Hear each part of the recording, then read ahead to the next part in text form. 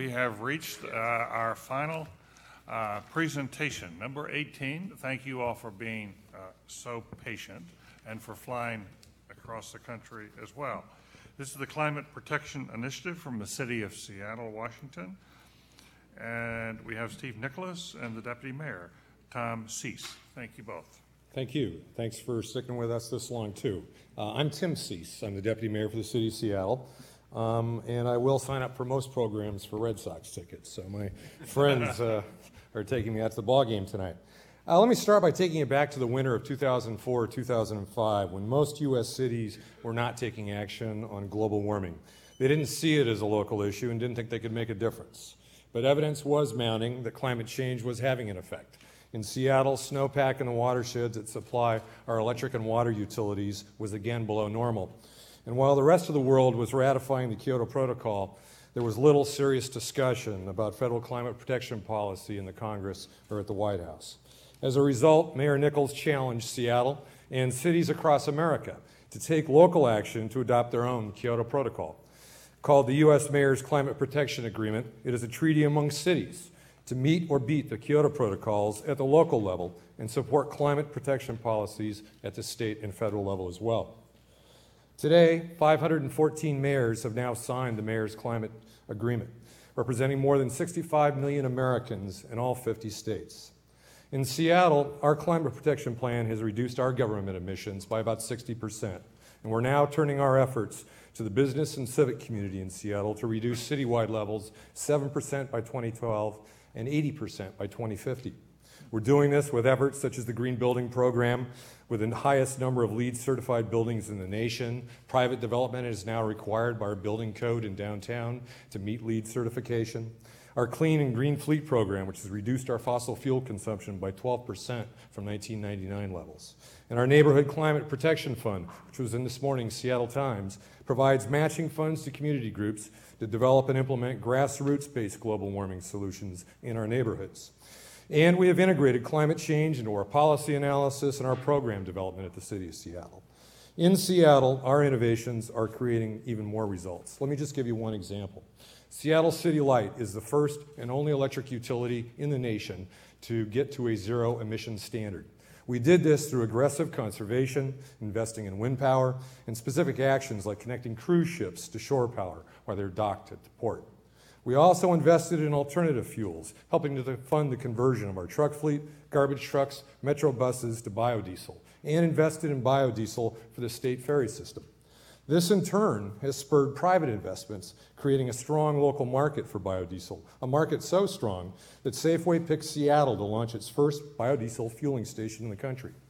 And now Imperium, a Seattle startup, is building the largest biodiesel manufacturing plant in the U.S. in our state with our pension fund as an investor. And they will buy their raw products from Washington farmers. Seattle's actions have helped change consumer behavior, been a factor in creating a new commercial market that will contribute to solving the climate problem. In addition to the strong local results that Tim just described, the national impact of our initiative continues to pick up steam as well. There is more local action on global warming in the U.S. than ever before, with more cities signing on to the U.S. Mayor's Climate Protection Agreement almost daily. Just yesterday, for example, the mayor of Tuscaloosa, Alabama, signed on to the agreement. In fact, there's a healthy competition that's emerged now among mayors and cities in the country to have the very best, to come up with the very best local climate action plan and to become the most climate-friendly city in the country. And they're all modeling their efforts, or using our action plan, I should say, as a starting point. The U.S. Conference of Mayors now has established a new Mayor's Climate Protection Task Force that didn't exist before, and a new Climate Protection Center that didn't exist before, to build on this momentum and sustain it and increase it, and to increase mayors' influence over federal climate policymaking. In addition, many other types of institutions are adopting and adapting our model. A few examples. There's now a Cool Counties initiative under which county executives across the country are challenging each other to reduce their climate pollution. There's something called the American University College and College Presidents Climate Challenge. 240 college presidents across the country have pledged to make their campuses climate neutral. Closer to our home, there's something called the Kids for Climate Protection program where area high schools are engaging their student bodies and challenging each other to assess and reduce the climate pollution that's coming from their schools. We ourselves are emulating the model to engage our business community. We've created something called the Seattle Climate Partnership, which is a voluntary pact among Seattle area employers to assess and reduce their own carbon footprints. And already we have 40 employers, including some of the largest and highest profile public and private institutions in Seattle. Starbucks, REI, the Port of Seattle, the University of Washington, et cetera, have signed on, and we expect at least 100 by the end of this year. On a personal note, I will say that working on this initiative has been the highlight of my 20 years in government service so far, and it's just been a real kick and very rewarding to see our efforts igniting so much passion and so much grassroots action, not just in our community, but across the country. Thank you.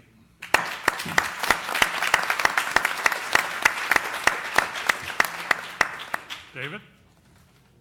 Actually, I've got two questions. I hope the first one is quick. Your application says that you are updating your analysis of city government's reduction of climate pollution and the entire Seattle community's reduction of climate pollution. Do you have that data now?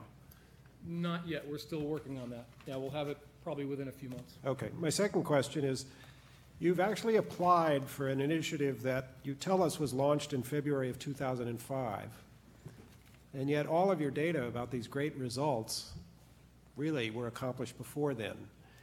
So as a panel, do you want us to think about what you've done since 2005, or are you really applying for what you've done for the last 10 or 15 years as a city? Well, the city of Seattle has a long history of being progressive in environmental protection, environmental programs. So, of course, those programs, I think, formed a foundation for our actions. What we've done here that I think is innovative, if we've taken an international treaty that wasn't being recognized by our own country, and instead organized cities to say what actions can we take locally so that we can meet the provisions of that.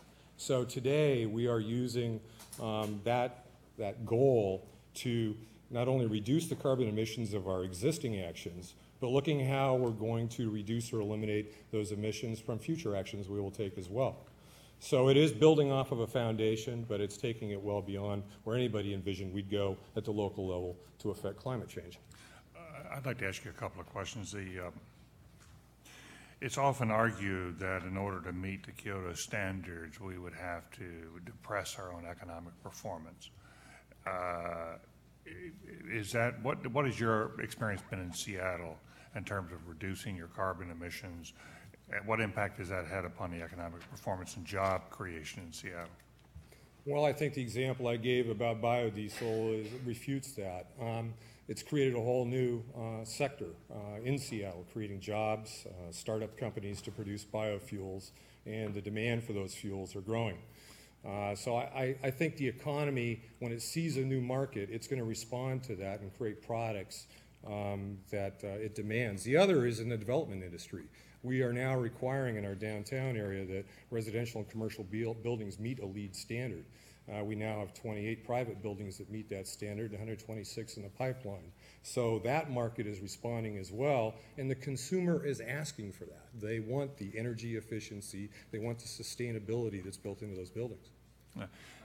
I would just add that actually one of the purposes of the agreement was to demonstrate that at the local level we could in fact combat global warming in a way that had exactly the opposite effect on the economy. Everything that Tim talked about, as well as all the cost savings that are accrued to our families and our businesses through increased fuel and energy efficiency in their homes or vehicles or what have you.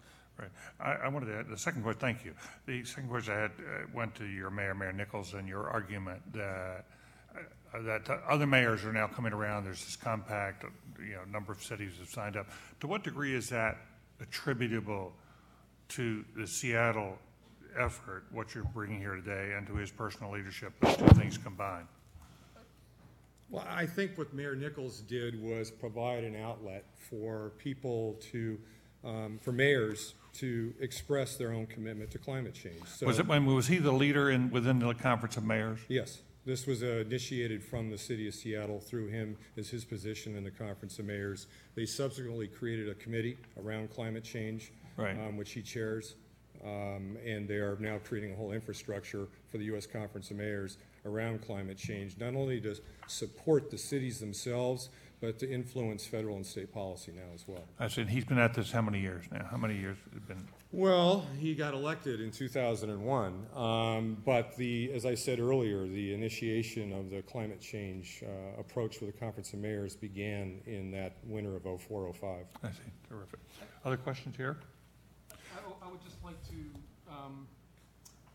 add to that, I think that clearly, this isn't the only show in town. You've got a very famous now documentary. You've got the Intergovernmental Panel on Climate Change churning out one report after another, making it increasingly clear that we've got a big problem on our hands.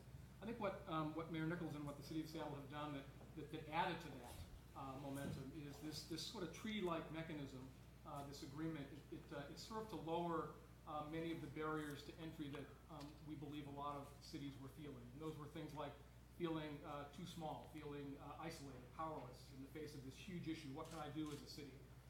Feeling that they didn't have the technical resources, they didn't have company, they didn't have safety.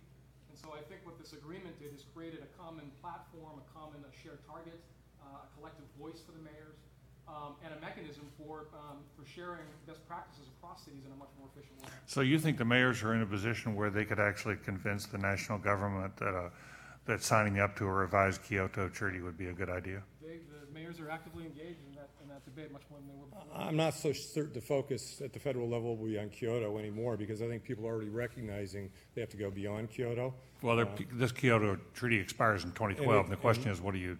Well, I have hope. Are we going to be in? Trying to Congress be is in? now actively engaging with mayors, with governors, about what the actions are going to be that's necessary, what the federal government needs to do. Cap and trades, those kind of programs are on the table finally. But I think Tim's right. The debate now is what should we do next? I don't really think that the United States signing up to the Kyoto Protocol. The debate right now is whether this 80% in 2050 is going to actually be the standard. That is the debate that's occurring.